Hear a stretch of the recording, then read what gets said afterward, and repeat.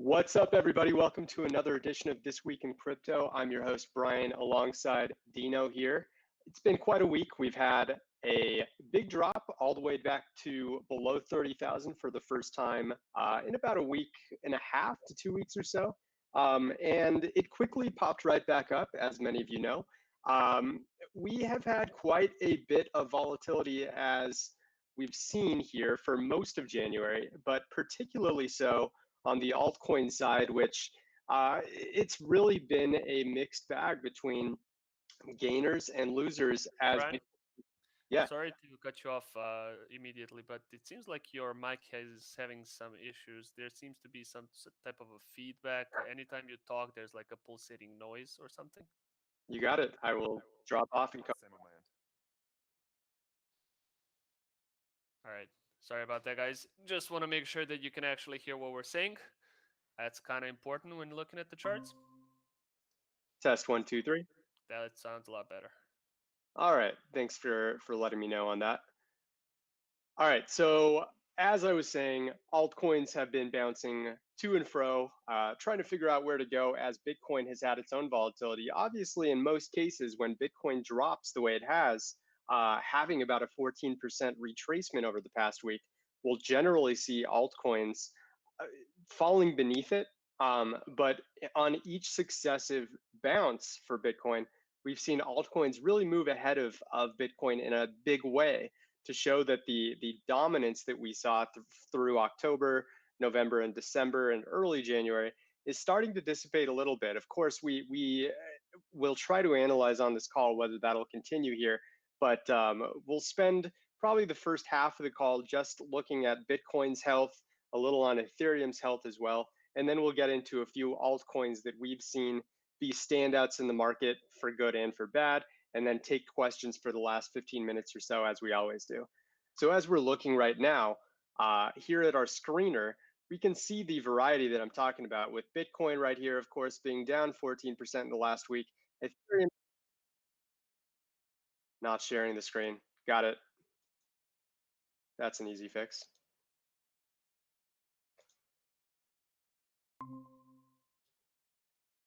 Test 1, 2, 3. Is this working? Looking good on my end. Excellent. Okay, so here's the screener. Sorry for not showing that initially. It's revealing that Bitcoin right here being down 14%. In spite of that, the amount of projects that are in the red is about split 50-50 within the top 100 projects. We see Ethereum here at about just 0.5% up, so they're basically break even. Polkadot, as many of you have probably followed at some point, is up really big at 28%, really the biggest and most notable large cap.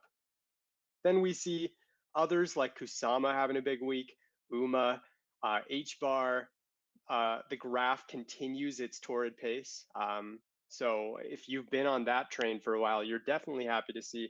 And I might even try to go over some of the notable metrics we see on graph if there's time for it. Others include Curve, Engine, which we'll talk about a little on this call as well, in terms of the top that we were able to see after it had its big video game integration that really made its price double in a quick way. NXM, WNXM, and Decentraland as the other projects here. So long story short, our metrics are really useful at the moment in dictating which of these projects have that sustainability despite Bitcoin's retrace here, and which ones are going to continue to fall as Bitcoin has its own volatility. So we'll look into that a little bit. What I'm going to open up our analysis on is the network realized profit and loss metric, which I'll just show here for Bitcoin and Ethereum. This is essentially showing the amount of total profit or loss on the network over time through all of the trading that's going on. And as you may expect, when we hit that local top at about 41,000, we had Bitcoin just huge at 4.74 billion before quickly declining. And it was sitting around right here for the last week or so, in anywhere between about 500 million to about 1.3 billion. And eventually, with this latest drop, we finally got back down to just about 59.8 million, which is actually the lowest it's been since early December, interestingly enough. And you can see something similar for Ethereum. It never got quite to the stratosphere that Bitcoin did, but Ethereum was definitely sitting at about 2.3 billion in net worth realized profit or loss, which was easily the largest it had been over the past year. And now it's right back where Bitcoin is, even lower at 5 million. So both of these assets, if you're looking at opportunities and de-risking, you want to be entering uh, into positions when these profit or loss metrics are very low. It doesn't necessarily mean it's a guaranteed bottom marker, but in terms of risk, this is what you want to see, just like the MVRV metric, which I'll show here. This is our danger and opportunity zone. So it's essentially working like an MVRV Z-score, which some of you may be familiar with on our competitors. It's showing just how far deviated from the norm the MVRVs are. And Bitcoin actually is looking like one of the better ones. It's still in overbought range, which it has been basically since late October when it really began this torrid surge that it's been on. And then, Ethereum, on the other hand, because it's bounced so much, it's continuing to stay right in that danger zone. But just keep in mind that this is one of many metrics, and there's many on-chain uh, indicators that we'll be looking at that are going to maybe not contradict this, but paint more of a neutral picture to show that Ethereum and Bitcoin, despite being in semi to fully overbought range, can return back to that 35 to 40K range, even with the heavy returns that the crowd has been able to put up while being in these long positions for these respective assets. You can see Ren here in particular. It had a great day a couple days ago before retracing a bit, and now it's starting to bounce back up as altcoins are gaining ground on Bitcoin again. This looks like the biggest overbought of any of the assets we have among these 20 or so. But you can explore this more with your Sandbase Pro account, connect your API, and you'll freely be able to check out your own projects that you want to look at. There's instructions, explanations on our website. Happy to walk you through it. Just ping us on Discord in the general channel. All right, going back to Bitcoin a bit more, I wanted to show, yeah, I'm going to go here. I want to show, if I can make this a tiny bit bigger, that'll do just fine. So what this is indicating are the amount of buy dip or buy the dip mentions on social media over the last 3 months, in blue here. So these spikes generally indicate that it's a popular time for the crowd to mention that it's time to buy the dip. You'd see that not all of these actually are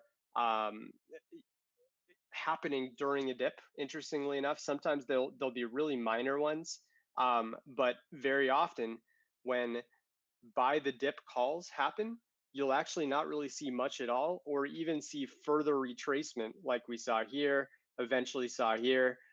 This one, of course, was pretty accurate.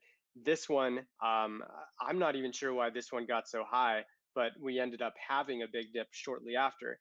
But long story short, when you see obvious dips and the crowd gets behind it and makes a unified decision that it's time to buy the dip, usually that's not the dip to buy. The biggest instance of that um, kind of happened very recently. We saw, where was it? I guess it would be this, and this one actually in the red here, this was actually the amount of just pure buys, buy, bought, or buying mentions. And you can see on January 11th, it did pop up quite a bit, but then it actually declined. And with that, you can see these blue candles actually declining over time. And I'm going to go a little bit more zoomed in to give a better picture just over the last week. So this was the big mention. And we don't have data here for just the last few hours, but if I was able to show it, it would basically say that there have been less and less candles showing up as it started to retrace again. So in other words, this was the big dip that everyone was interested in. This one had less interest than the previous one, and that was actually the dip to buy. Because generally speaking, when you see lots and lots of people agreeing that it's time to buy, get in, uh, the people with the most at stake and the most power to push markets up and down will recognize the amount of buying interest going on and push the price down further to punish those optimists who are universally agreeing it's time to jump back in. So hopefully that makes sense. If I had these candles, it would paint a better picture. But sometimes on such a granular level, if we zoom in, we won't get quite up-to-date data over the last few hours. But it's really interesting to look at, and I definitely encourage you guys to look at sand trends here and explore any keywords, just like you would see on Google Trends, but this is specific to crypto platforms, which is really cool. And you'll see when you have these huge blue spikes, huge red spikes, the crowd might temporarily push up the price when there's unified interest in buying, but eventually it, you'll realize that it tends to be temporary until the crowd shows disinterest, and that's when the price actually jumps up. So hopefully that makes sense. Now on to BitMEX perpetual contract funding rates, which is a metric I'm enjoying more and more and exploring and seeing how the correlation really plays out compared to how future price movement goes. In terms of BitMEX perpetual contract funding rates for Bitcoin, you can see here it's highlighted in tan, and we are in the first negative area we've been in. If I can highlight it again, we've been in since just about late October, which is shocking to say, but we've dipped down to negative 0.02%. And what this essentially means is that shorts are now paying longs. And the reason there's an excess in shorts is because of this dip right here. And I'll zoom in to just the last, we'll say the last month or so, December 22nd to January 22nd. So if we look at Bitcoin here, uh, we've been in this positive range. Let me take off XRP and Litecoin, make it a little easier to see. Yeah. So we were basically positive for the entire month, anywhere from 0.01% all the way up to a peak of 0.17%. This means that there was an excess of longs compared to the amount of shorts going on. And wouldn't you know it, they were actually pretty correct when we were at 0.17% on the 4th, and there were tons of longs going on. It actually propelled uh, Bitcoin, or at least they were along for the ride. I shouldn't say propelled as though they were the reason that the price jumped up. That was more so due to whales, which we'll get into in a second. But the amount of longs going on here really benefited and were able to profit, assuming they actually did take profit up here before we actually had this big drop. But you'll notice the amount of longs didn't really get too scared here, and they stayed up around 0.6 to 0.10%. We actually had another bounce, and the perpetual contract funding rate started to get a little neutral here. It started to get high again around the 19th before dropping off as the price dropped these past couple days from 37K all the way down to a low below 20. I believe it was at 29.5 or so. Might have even gotten to 28 point something in the high range, but either way, it dropped so much that the crowd really started to get worried. And this is basically the lowest that Bitcoin and Ethereum have been combined in over 3 months or so. So quite interesting to see, and it's a sign, sort of like weighted social sentiment, which I'll show next, that the crowd is fearful. They think that after this huge run that we've had throughout 2020 and into 2021, basically, is coming to an end.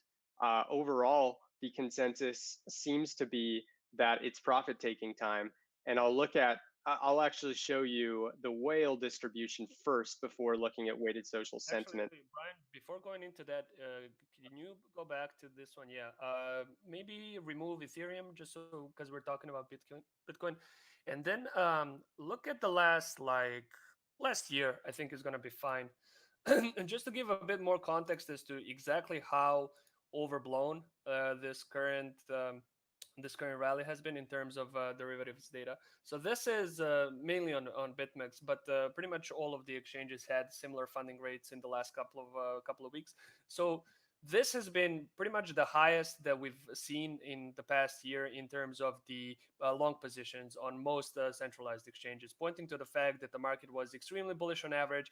And if you look at previous historical trends, even if in the last year alone, you can see that in general, while past performance doesn't indicate future success, in general, the last year or so has pointed to um, this sort of risk of correction or consolidation for Bitcoin when the funding rate is very high, pointing to sort of overly bullish sentiment. I think the best way or the best position where you can look that in is between July, like late July and early September.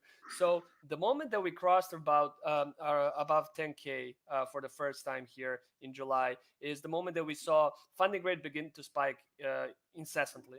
And so, the market and the derivative market in particular was moving extremely bullish. And this was the start of basically a month and a half long consolidation for Bitcoin, right? The moment that both the crowd and the derivative market turned bullish. And then we had another spike in Bitcoin's funding rate right here in the middle. I think it was August 17th or 18th. Yeah, that was the summer. And by that point, it was the 2020 top for Bitcoin at 12.2K.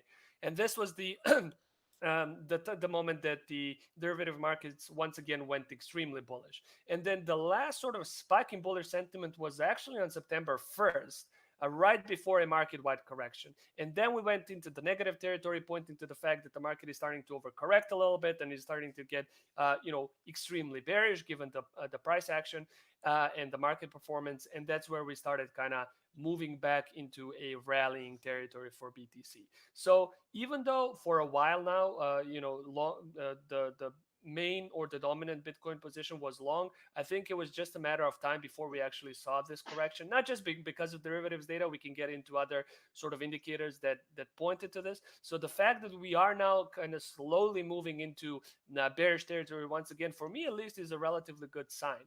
I think it's probably too early to call it like the end of the correction, but you can see, and I think Brian is going to show it in a minute. It's not just the derivative investors and people that are trading futures that are now on average net negative or net bearish. You'll also see the crowd sentiment moving into a relatively to overwhelmingly bearish sentiment for the first time in a month as well. So overall, I think even if you just look at your Twitter timeline, there's a lot of people kind of looking for an even wider dip or lower dip, maybe somewhere to 27. I've heard 27 and I've heard 25. Some were even looking at like 20K correction. But in general, it seems like the market is over this current rally in terms of its short-term performance. So in the past, while once again, I'm not going to say that past performance is going to be indicative of future success.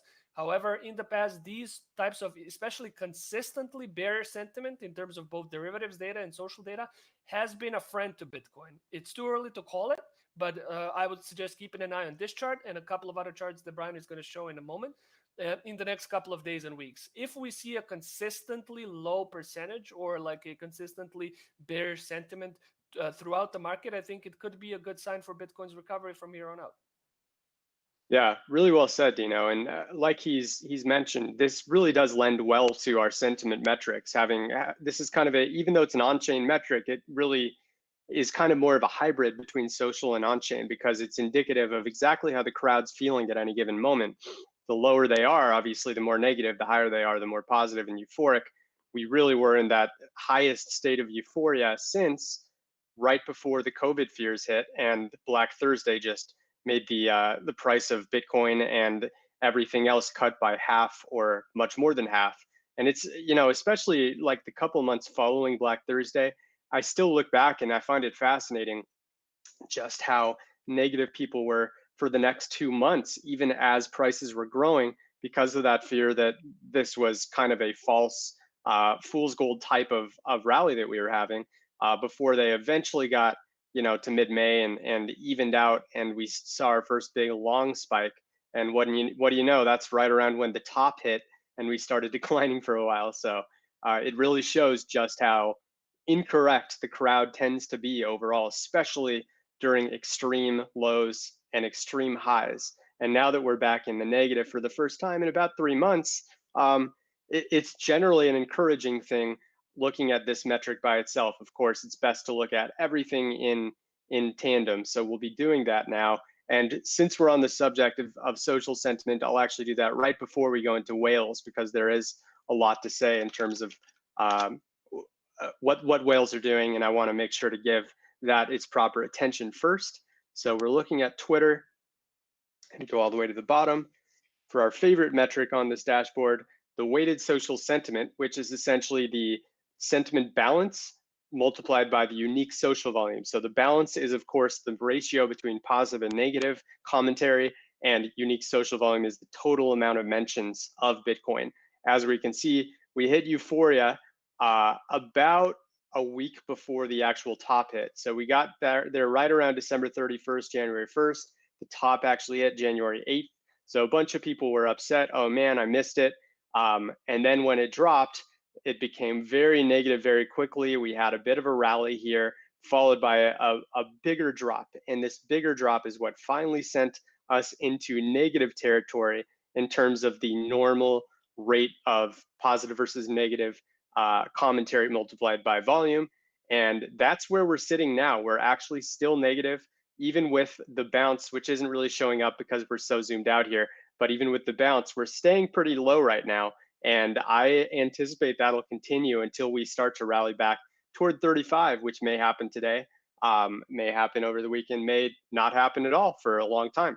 But until that does happen, you can expect things to kind of be in this negative territory, which historically indicates that a rally will come up. In almost every one of these cases, this looks like one of the few exceptions here in mid-August. We can see that as we're in negative territory, that's when prices tend to climb. Negative territory here, prices tend to climb, given enough time elapsing. Same here, negative territory, that's when the bottom hit. So keep that in mind. We may have to get a little bit lower to give this more of an extreme indication and really show that there's fear in people's hearts right now with cryptocurrency in general. So something to keep in mind. Yeah. So just look at like the last the last year of data here, right? It tells a very sort of clear picture. So let's start with April, right? Or actually March. So there's a coronavirus dump. We move into an excessively bearish territory, and this is sort of the first signs of recovery right here, right there. Yeah. So we started consolidating for a little bit, and it's not until we were like, oh, Bitcoin is not recovering quickly enough. Gold has recovered even quicker than Bitcoin. Bitcoin is no longer a safe haven asset. All of these sort of negative feedback loops is the point at which we started seeing a rally. And then we had a massive spike in bullish sentiment, which was mostly because on May 12th, there was a Bitcoin halvening, and a lot of people were expecting that we're just going to, keep pushing to the moon from there on out. And this is where we saw sort of a consolidation for Bitcoin. And it wasn't until people realized that, halvening wasn't going to do anything for the price of Bitcoin. And we went once again into a relatively to overwhelmingly bullish sentiment on average. This is on crypto related social media in particular. So the mainstream crypto audience was becoming more and more sort of disenchanted with Bitcoin. And that was the moment that we started moving up again above 10K. And so once we in early August, once we went above 10K, once again we had this massive spike in bullish sentiment. What do you know? We move into a month-long consolidation period, and then once we moved into like this once again an overwhelmingly bearish territory, is the point that we started seeing. Obviously, this isn't the only reason. We all know that the sort of recent rally has been propelled by institutional interest and institutional investment as well. But it's also interesting to see how the crowd, sentiment has kind of reacted and mirrored this price action as well. And then you can see the last sort of movement. So here in late November or something, we were once again very high. About 18K, and so we needed to kind of correct back to the crowd was hitting peak hype once again. They thought that we were pretty much close to 20K, and this is where we're breaking it. So it wasn't until we really went back into overwhelmingly, or like at least a little bit bearish sentiment. So we, for the first time in a month, we went into a negative territory. That we were able to bounce back once again. So in the last year, at least, this indicator has been fairly effective in figuring out when Bitcoin could have room for recovery. Right, there wasn't a lot of buying, there wasn't a lot of selling pressure. There was quite a bit bearish sentiment. We could see a potential for price recovery, which has happened. So this is the first time in almost a month and a half that we're seeing Bitcoin sentiment once again be bearish on average. If you look at the previous 4 or 5 instances of overwhelmingly bearish sentiment for Bitcoin, it has tended to coincide with price recoveries. Once again, similar to Bitcoin's funding rate on several centralized exchanges, I think it's too early to call it. I would like it to be even lower, somewhere around like -1 standard deviation, so deviation from the average sort of sentiment towards Bitcoin. We're currently not there yet, so I would keep an eye on this chart. But if it continues to drop, if historical precedent is something to go by, I think overwhelmingly bearish sentiment could actually be pretty good for Bitcoin in the short term. Yeah, agreed. And as I think both Dino and I feel, this metric will work really well in tandem with others and similar ones like this BitMEX perpetual contract funding rate. Since when they're both in unison like that, that's when I think there's the highest degree of confidence in the direction of price moving in the expected direction. Now, of course, we're barely in the bearish territory on both, and we definitely could drop a little further. But if we do drop further and get into those extreme bearish ranges, that would almost always historically be load up time. So keep that in mind. Okie dokie. So moving on to whales as promised. So um, long story short, we have a gold line here, which is showing the addresses with 1,000 or more Bitcoin.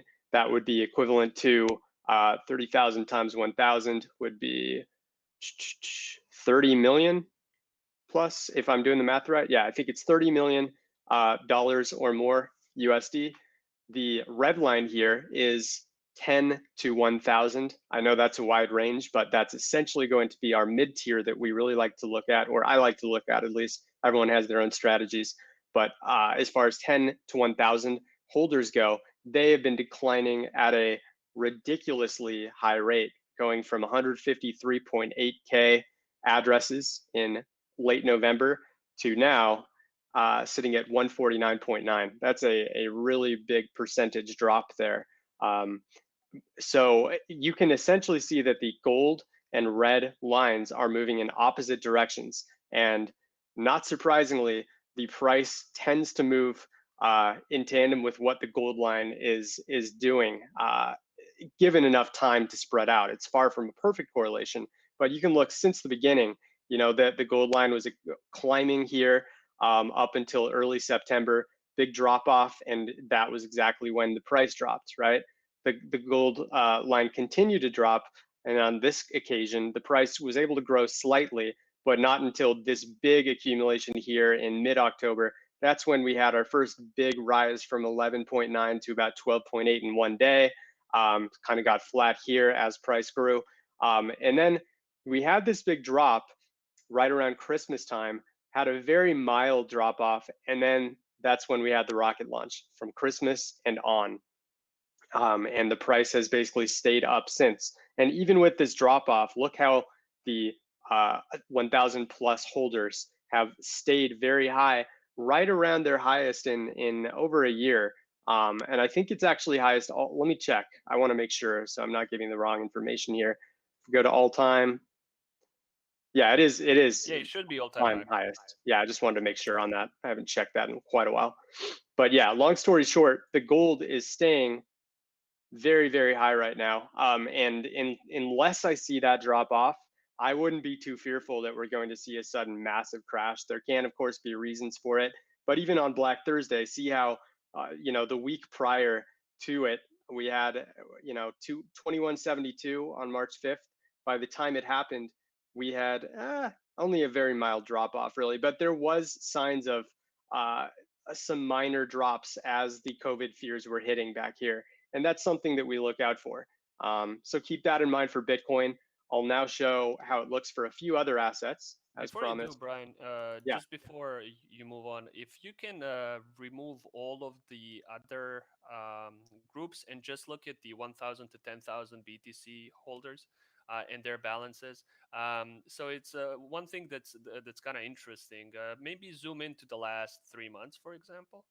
Um, so these guys have been kind of accumulating, Excuse me, throughout the. guys. Brian, this is yeah, an emergent group. Oh, Yeah, right. and, That's and that's a merged group. So if you can unmerge that one and just look at the 1,000 to 10,000 BTC holders. there we go. Right. There we go. So it's looking a little bit different on your end. I'm trying to figure out why. Maybe what's your range here? 2210. Yeah, it's looking Last different. 3 months. Um, I can try a hard refresh, make sure nothing's out of whack. yeah, just it's looking a bit different on my end. So I just want to make sure that we're showing the right data.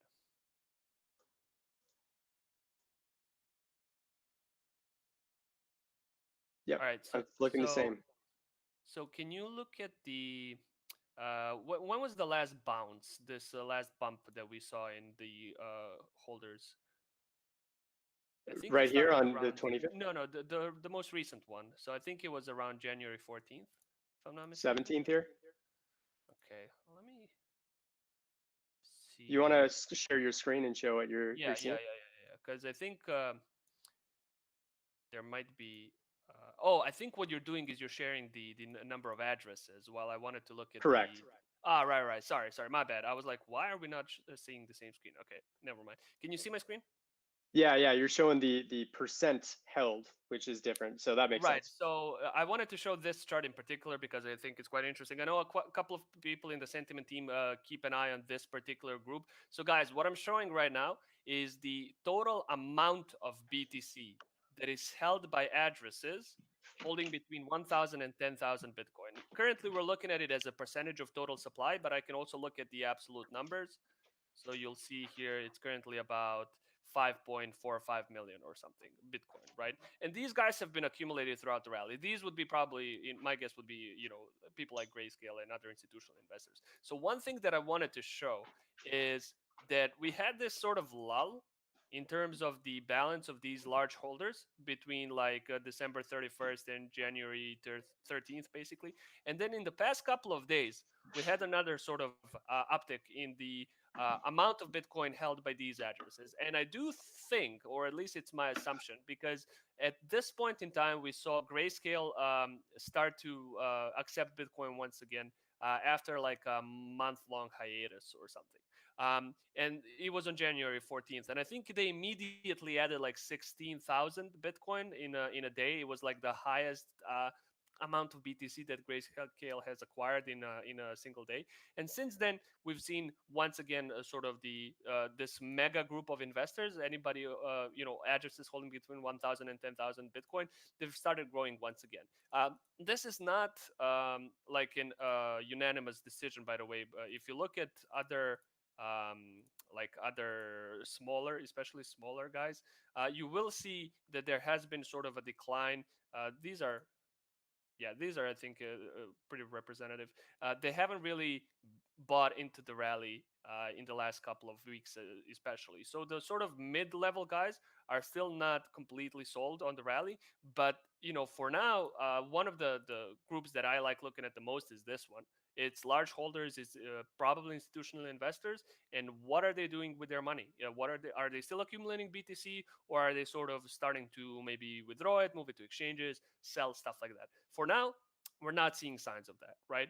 We have seen signs of short-term sell-offs here. So if you look at exchange inflow for Bitcoin, this is the amount of Bitcoin moving to exchanges on any given point.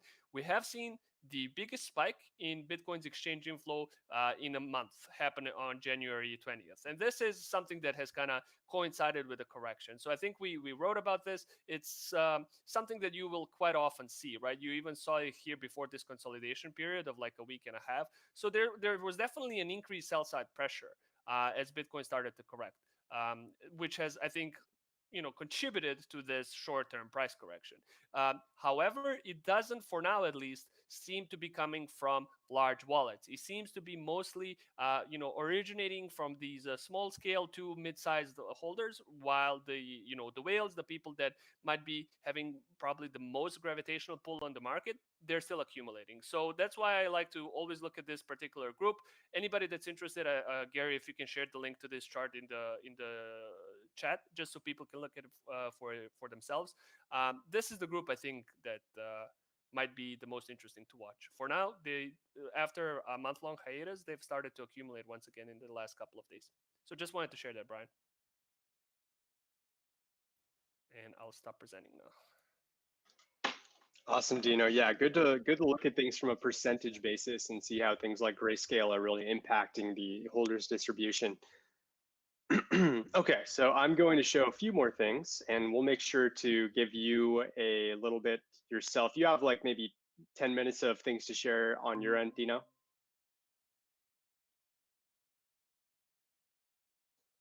Looks like Dino actually dropped off the call, but it's okay. He'll be back. We'll get the time figured out, make sure there's time for questions. I've got plenty more I can show here. In terms of, before I go into that, we'll do Ethereum here to show basically a very similar picture.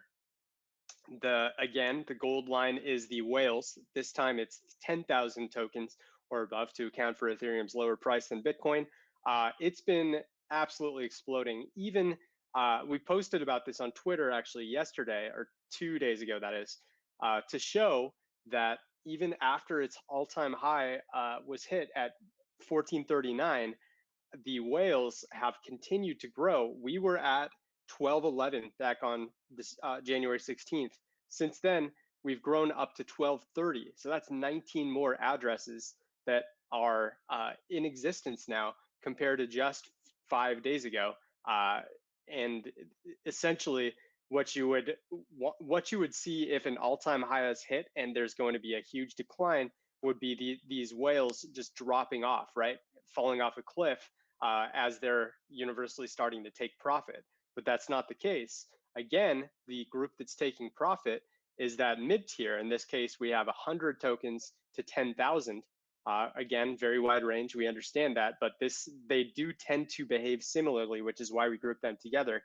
And between that range, we had on November 21st, 53.2K of these addresses in existence. Now we're down to 50.2. So we've literally lost 3,000 of those addresses. That's right around a 6% drop off in just the last 2 months. Exactly 2 months on the nose. So something to take into account there. The mid-tier, they aren't necessarily wrong all the time. Like this isn't always going to be a counter indicator, even though it has been for the last couple of months for both Ethereum and Bitcoin, as profit takers have really kind of gotten burned. But they tend to not have as much control in the market, obviously, as the top gold line here, the top tier. So it's something to really note for both Bitcoin and Ethereum and how universally they're both acting right now, with whales continuing to grow in numbers as mid-tiers continue to subtract. And of course, this tan line here is the small addresses. In Ethereum's case, it's 0 to 1 Ethereum held, and that's always going to grow as new addresses are made and people dip their toes into Ethereum. We'll rarely see that number ever go down, and I would be very surprised to see it ever really go down for a substantial amount of time. I'm also going to show a special asset that we talked about yesterday on Twitter. As Bitcoin was dropping, I was looking at a holders distribution model that I made last week and seeing that the percent of SUSHI holders was continuing to grow at a pretty unprecedented rate. Now, since that time that I saw it, the numbers have actually dropped because the price bounced so hard. But there was around a 20 to 25% bounce as altcoins were kind of getting crushed for SUSHI as soon as Bitcoin was able to normalize and get back up to 30K and above. And I put a lot of attribution toward why sushi bounced in the fact that whales were just continuing to climb. The gold line here is the 100,000 to 10 million range. So basically 100,000 to infinity. We were at 8, right, back in late August when sushi was first getting going. Now we are sitting at 195. We were at 204 as a peak, and it actually got up to around 210 to 215 before where it's at now at 195. This metric is limited to only daily, so I can't show you like the hourly amount, but it actually was increasing here as the price was retracing yesterday, and that to me was a very bullish indicator. And toward the end of it, as we usually do on Twitter, because we don't like to give free investment advice, we save that for our pro discussions on Discord, Telegram, and even Intercom when pro users have questions on how to read our metrics. There we'll give more foreshadowing indicators that we can at least point to and say this is something you can look at for bullish and bearish divergences. But yes, long story short, we had a huge growth in whales right as the price was dropping, and now it's actually back to about where it was before that growth happened. But I'll show our holders distribution model now, which is really cool to me. What this is indicating are the 90-day divergences from the mean in terms of how many holders there are today, right here at the end, compared to the average whale holders from the past 3 months. Right at the top is SUSHI. So right now, compared to the past 3 months, there are 37% more whale holders, which in this case are deemed 100,000 token holders or more, compared to the average over the past 3 months. Conversely, you can see here at the bottom, Santiment, well, we won't talk about that too much, but Bancor, not doing too well. Celsius, Cryptocom, these are all ones that are under the range. So something to look at there. And to make it a more clear picture, I have an infographic. And what this shows is the holders change on a 1-day perspective, 7-day perspective, and 90-day perspective in yellow, blue, and purple respectively. What you want to look for are gains, at least on the weekly, potentially on the purple. You can see here Bancor is actually, I'm sorry, this is the weighted. So I'm going to show this second. First, this is the overall one that correlates with this chart that I just showed you. The purple essentially is the deviation from the mean. So as we can see, SUSHI here at plus 37% is the highest of these 40 or so assets that are showing. Make it a little bigger there.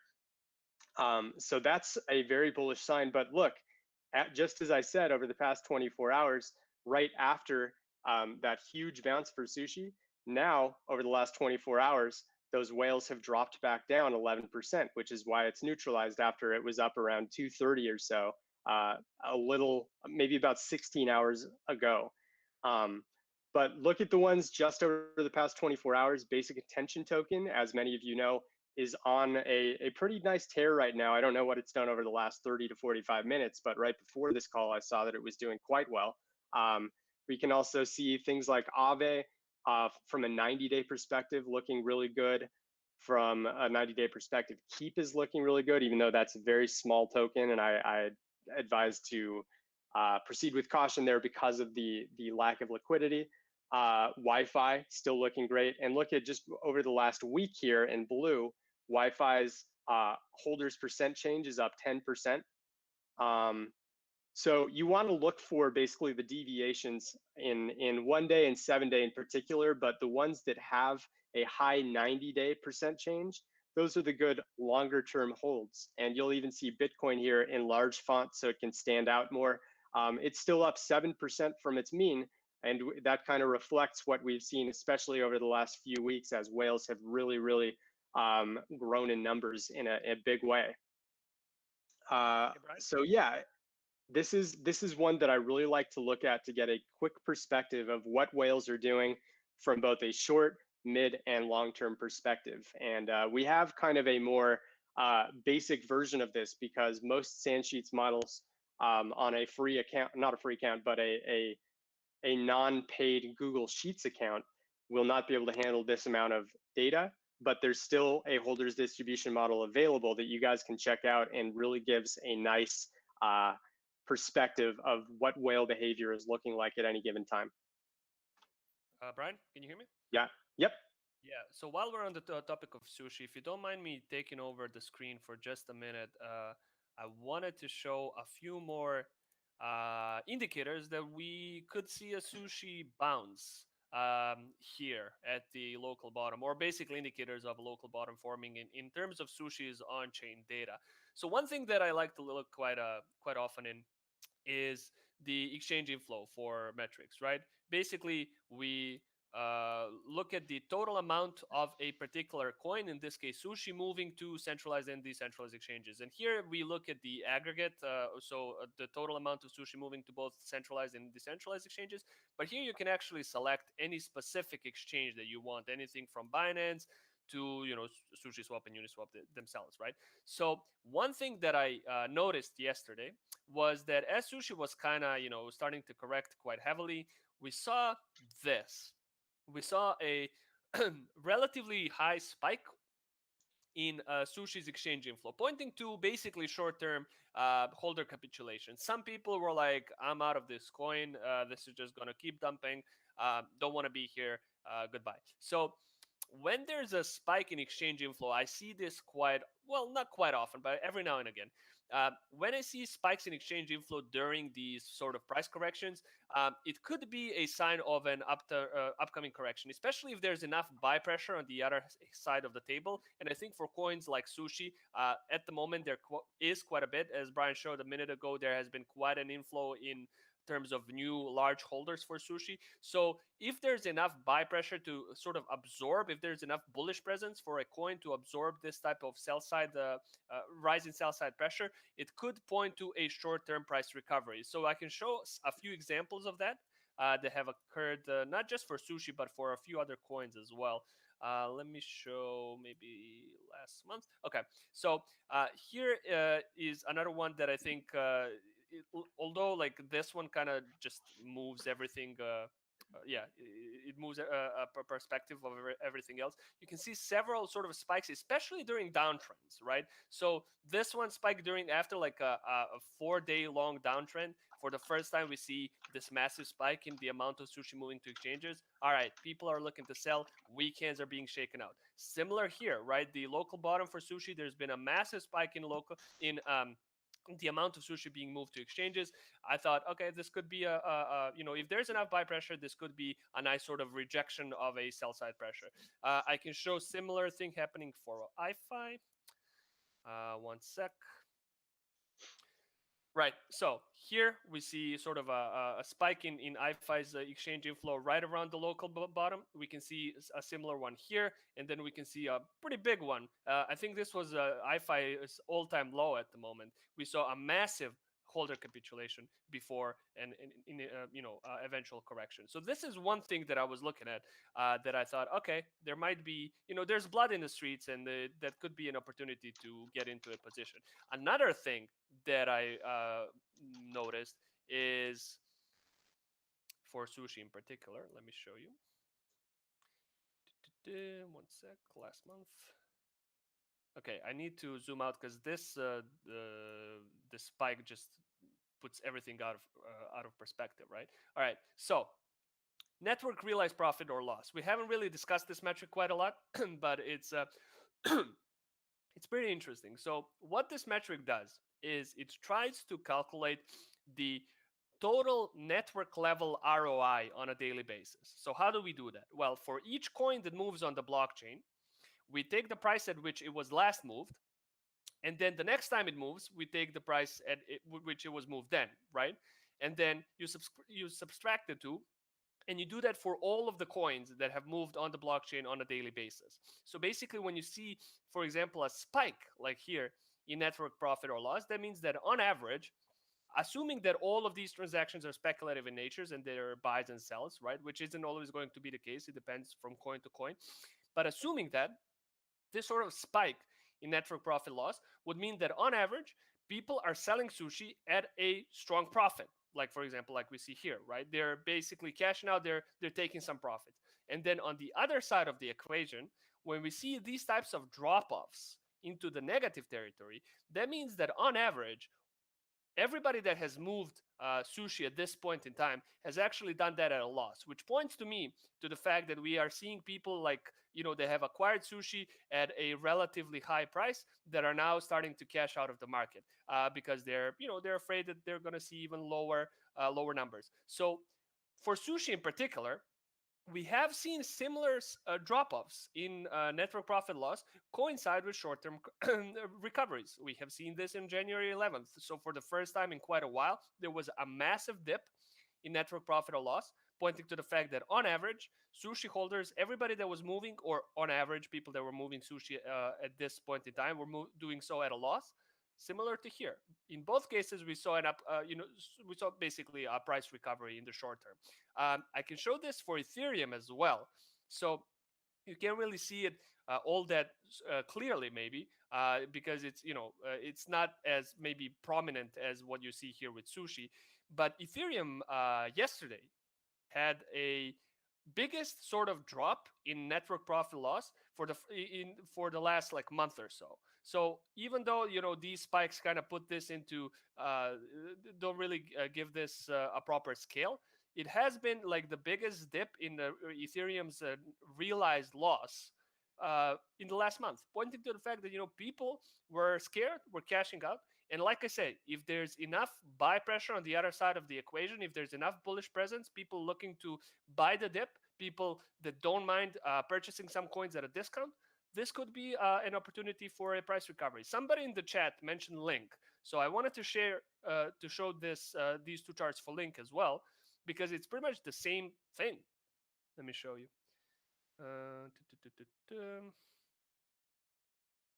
All right, so exchange inflow for Link, right? Boom.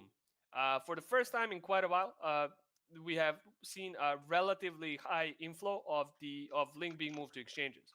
So once again, if you see this, especially during a downtrend, I think like you saw here, right? I think if there's enough people looking to buy a coin at a discount, and Link Army, I think there's quite a bit of them looking to stack up on some Link at a discount. This could be a rejection of a downtrend. You don't necessarily want to look into entry positions when there's a spike in exchange inflow during an uptrend, because just think about it yourself. Like if there's a massive sell side pressure here and Link is already up 60% on the week, would you be looking into, would you yourself buy Link at this point?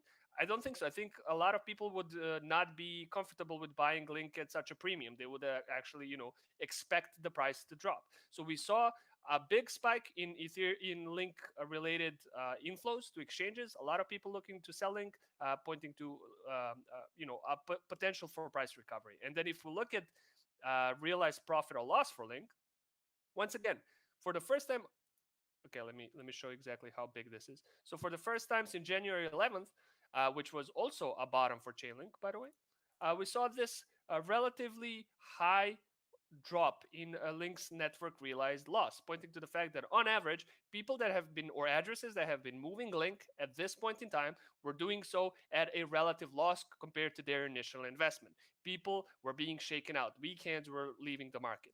So once again, if there's enough buy side pressure here and here, on both occasions, we saw an uptrend or a potential for price recovery. So these are some of the things that I wanted to say. Oh, someone is asking if I can speak louder. Yes, sorry about that. I don't know what's wrong with my mic today. I'll try to like push it down to my face, and try to speak louder, because or just buy a new damn mic. Sorry about that, guys. Hopefully you heard most of the things that I was saying. But I think you actually yeah. sound fine, Dina. All right.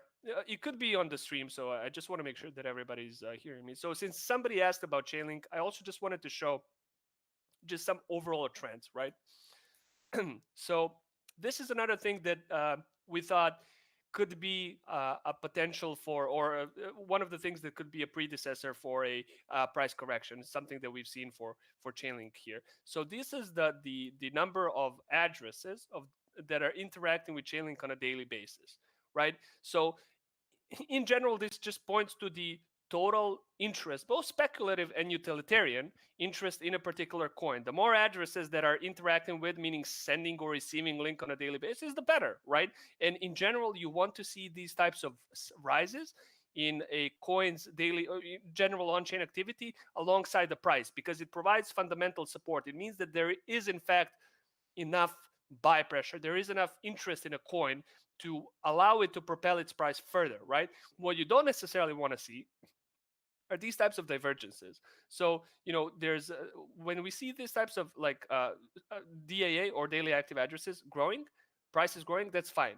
Price continues to grow, but the amount of addresses interacting with Chainlink has started to dissipate a bit, pointing to, crowd is kind of getting exhausted, speculative interest is moving to other coins. This could be an indicator of a short-term price correction, which has happened here. And then once again, we've seen a big spike in daily active addresses as Link starts to rally once again. In the last couple of days, we have seen it drop once again. What do you know? We've seen quite a strong volatility for Chainlink, and in general, the prices started to trend downwards. Now, this is just on in terms of short-term price action, right? I do want to stress that Chainlink, in terms of like midterm to long-term potential, Chainlink is still looking mighty fine. Like just in terms of like general on-chain activity, I want to show one thing. So actually, let's look at the rolling active addresses. So on January 16th, just recently, right? Chainlink had almost 18,000 addresses in a day. They were moving Chainlink, basically buying or selling Chainlink. Now you might think, if you can't put that a number into perspective, you don't really know, is that high, is that low, is that good?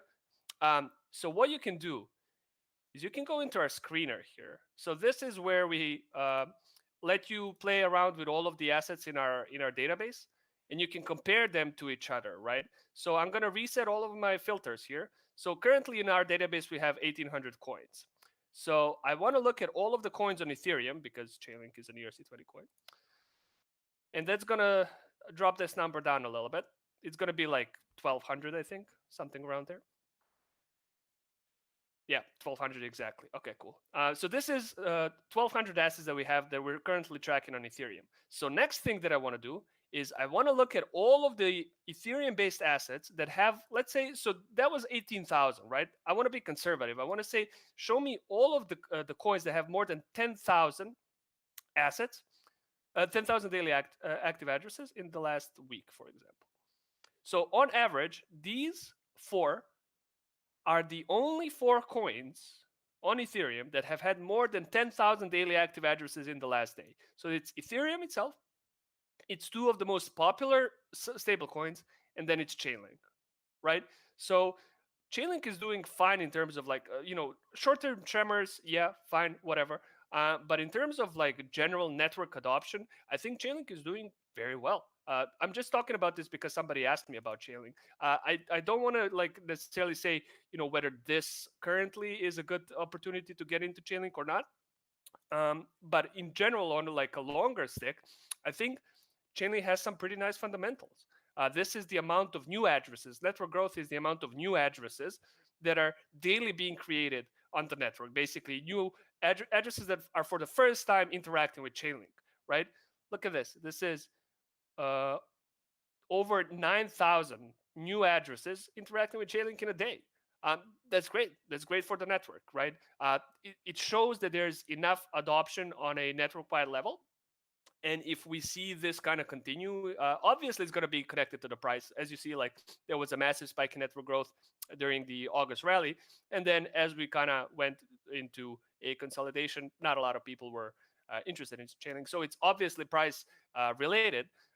But in general, I think this is one of the more used coins, like it or not, at the current levels. As far as Ethereum is concerned, I think it's one of the most used coins. So if you're looking into like short-term entry and exit positions for Chainlink, this might not be the most interesting analysis for you guys. But if you're looking for like a longer-term analysis, I think Chainlink is doing quite well. So okay, I think since we're already an hour in, if there's any, I don't know, Brian, if you saw any other coins that people were interested in us looking at them. If not, maybe we can call it a day here and move the discussion to our Discord, because we don't necessarily want this stream to go for like 2 hours or something.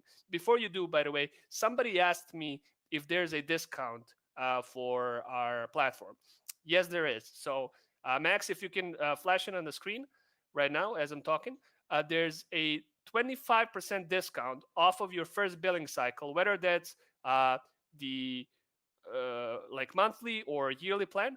You just enter TWIC. So this week in crypto, it's basically the name of the stream. Anybody that watches the stream, when you go to our checkout page, you can enter TWIC as a thank you for letting us talk to you guys and joining our stream. You get 25% off Sandbase Pro. Without that, like, you can still join our platform for free for the first 2 weeks. Just play around with our metrics.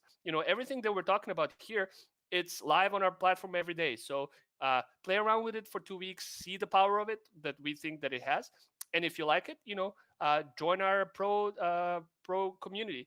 We have a few pro channels on our Discord where we talk about setups, various sort of interesting chart patterns and fundamental analysis that we're seeing on a daily basis. So if that's something that you're interested in, let us know.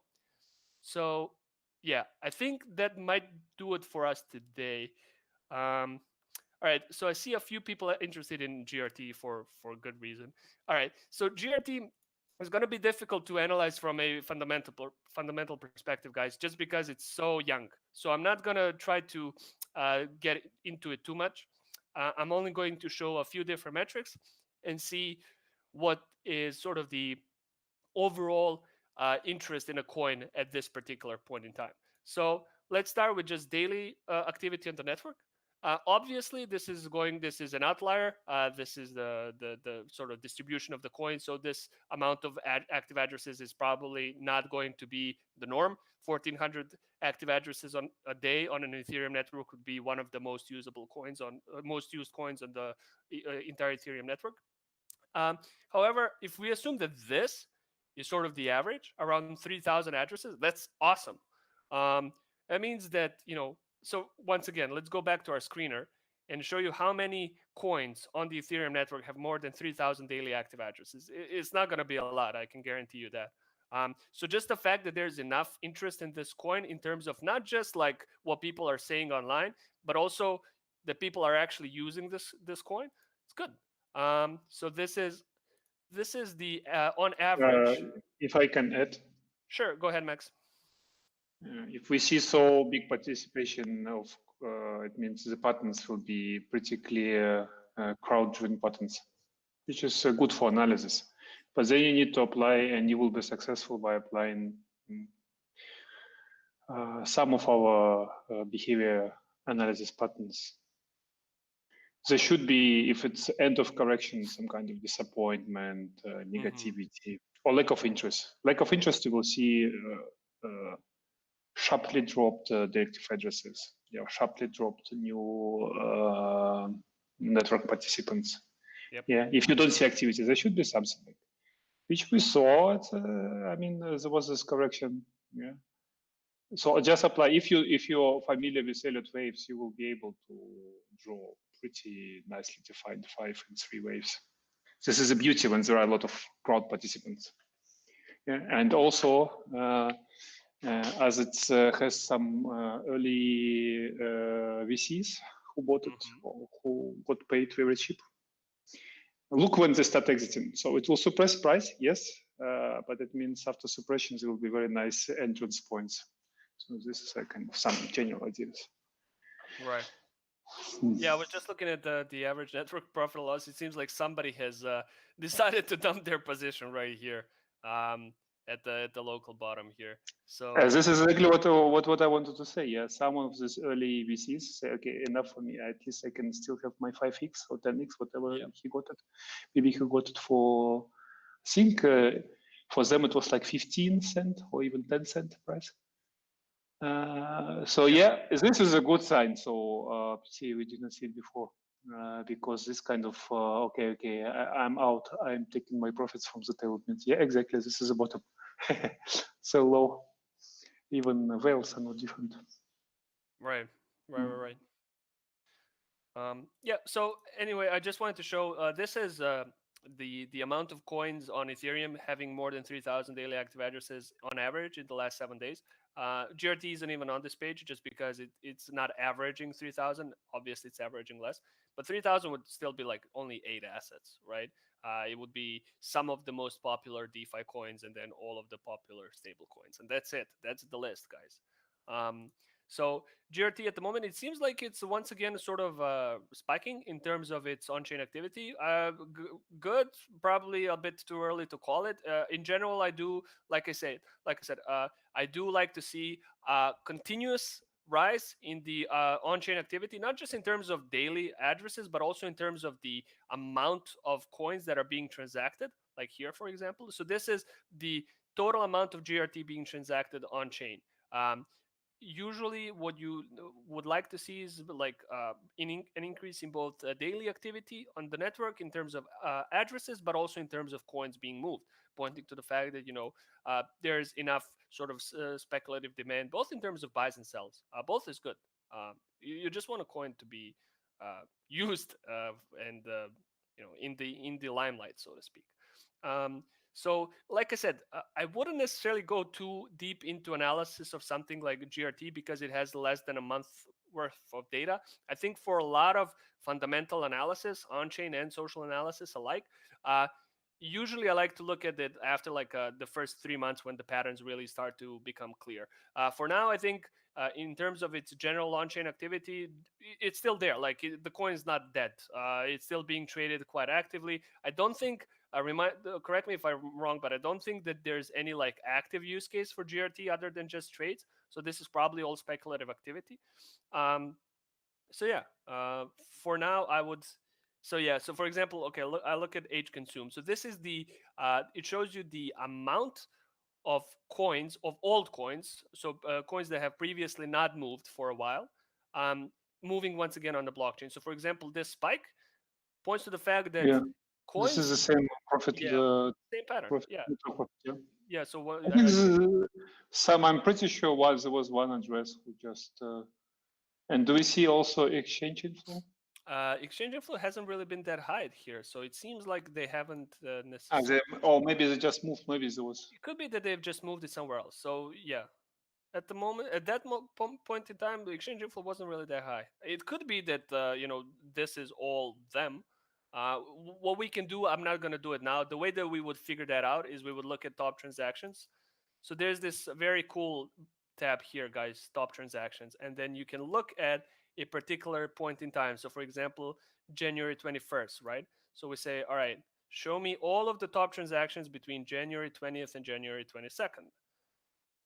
And what we're going to see is we're going to see all of the top transactions. And then you can actually see, who has been selling, who's been buying, where the money has been going. And you can even click on each address and it will show you total sort of activity of that address or the balance of every coin in their wallet. So for example, here we can see that they've acquired, this is probably the guy. It has acquired graph here at the ICO, 243 million. And then it has moved it somewhere right here. So if I were then to look into, we can maybe do this on another stream if you guys are interested in this type of analysis. I would look into Etherscan here, figure out where the money has been going, stuff like that. But I don't think we have time for it right now. So I think we're going to close it with that, guys. Thank you to everyone who stuck around for the end. If you're interested in this type of data and if you want to see us make more of it, we were thinking about doing like weekly or even sometimes daily videos, maybe sometimes shorter, like if for example 10-minute analysis of Bitcoin or a particular altcoin that you're interested in.